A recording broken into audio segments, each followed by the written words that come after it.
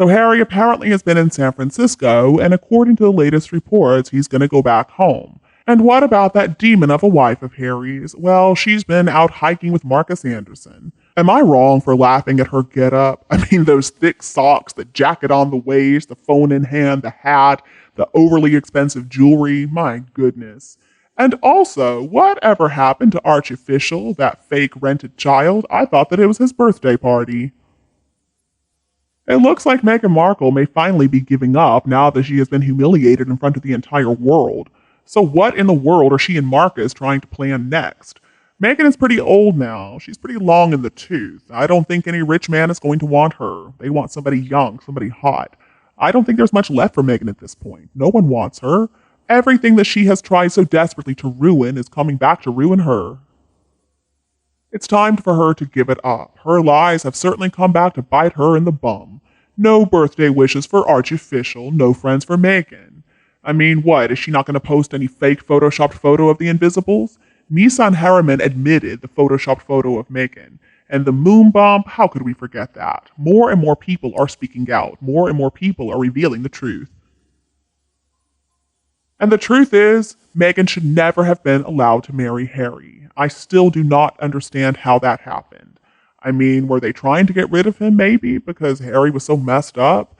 So I guess her old attempts of rebranding should be pretty hilarious to watch. Does she have any idea about the history of her new boss? He's gonna chew her up and spit her out. He doesn't have any time for people like Meghan. And she already messed up his wife's pink outfit. So much for sales, I guess. So it looks like Meghan has bought herself a whole new face. She's wiping her black heritage away even more. And why is that? I thought she was such a proud woman of color. Looks like she might be embarrassed of who she is, but she shouldn't be because it is who she really is after all. I guess she was trying to make herself look younger with this new face, but it didn't work at all. She looks every bit of the 46 years old that she is this year.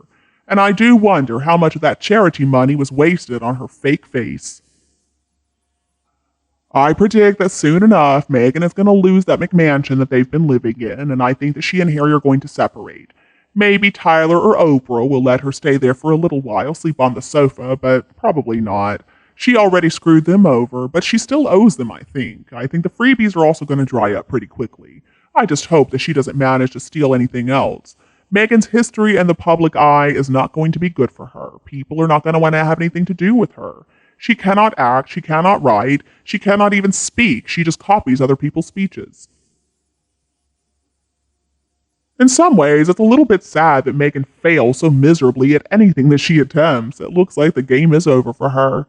Meghan is not a duchess, let's get real. The titles need to be taken away. She is such an embarrassment. Maybe she can figure out some way to crawl back to Soho and try her luck there.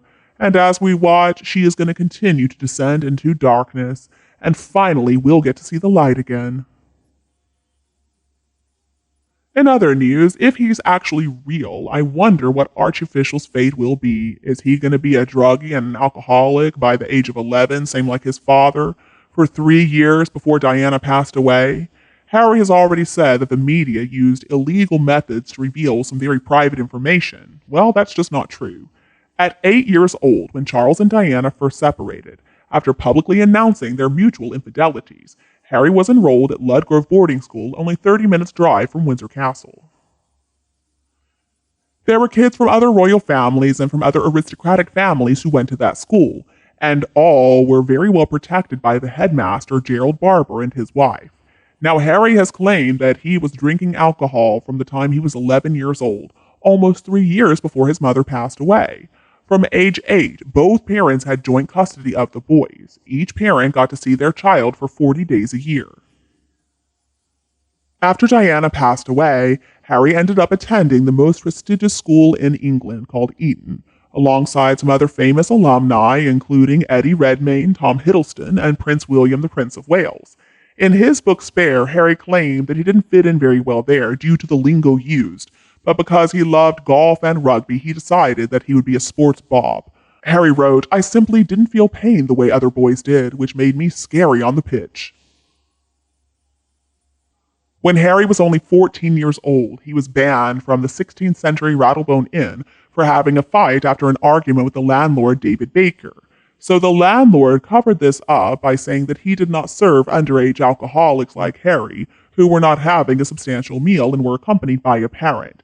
And Charles was enraged. Then 3 months later, on January 13th of 2002, the Sunday People published on page 5 some outdoor photos of Harry kissing 3 blonde girls. The upset pub patrons told the paper Harry was so drunk he couldn't stop giggling, stripped naked, and ran around the guests.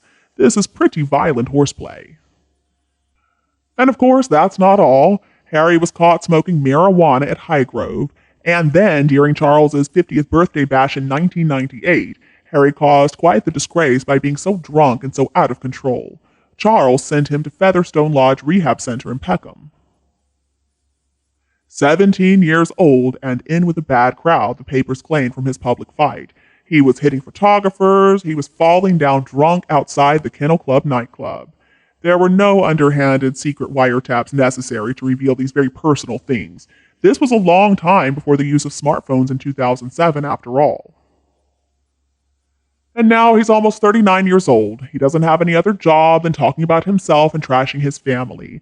And now he has got 3 parallel court cases against the intrusive media. Relentlessly, for the last 5 years, Harry has, through his memoir, his telecasts, and his podcasts, told us some very private details of his life that we did not want to know, and which the media clearly thought were just too boring for public interest anyway. So maybe Harry can't stop thinking about words from Diana 28 years ago that having a fulfilling job was better than a man. I sure hope that Archofficial and Invisibet have better life experiences and can make better choices than their dumb father Harry. It's not necessarily true that kids will always follow in the footsteps of their ne'er-do-well parents. Sometimes they just make different mistakes, or sometimes they actually make better choices. Now, if these kids are real, Harry might be able to help them by pointing them in a better direction. But at the end of the day, they're going to have to make their own decisions in life just like he did. Harry never talks about all the times that he has been helped by other people, of course. I mean, Charles apparently even built a little club at Highgrove for himself and his little friends. And I would guess that now Harry can't shut up about privacy and his 3 support dogs and his fear of cameras just because those lovely men from the palace are not making his messes disappear anymore, and he has no intention of stopping making these serious mistakes. If Harry believed by making up these nasty lies about his own family he would expose them as having stuff to hide, then he was badly mistaken. Harry doesn't seem to have any problem whatsoever with invading the privacy of other people and bragging about that to the entire world. Harry has said the most private and personal things about his brother, and he continues to break his confidence with no permission to do so. All of his privacy cases need to be thrown out just because he invades his own privacy for money. Sadly, there is evidence that supports substance abuse, and it's dysfunctional behaviors in parents that affect the children of these people. Considering that Meghan knows all about bars and she's no stranger to a drug dealer, and Harry is basically defined by his addictions at this point, their parenting is bound to be shaped by who they are. Now, there is the grandmother, so in an ideal world, she could offer some stability, but then again, it's Doria we're talking about. And Harry, who was sent to the addiction center by his father for a one-day visit, was later going to describe the event as an exercise of his princely duty. He basically acted like it was a ribbon-cutting ceremony or something. Clearly, he did not learn his lesson. And you, what do you think about Harry? Please continue to discuss him with us below in the comments. Don't be afraid to like and share my video with anybody else who would enjoy it anytime you want.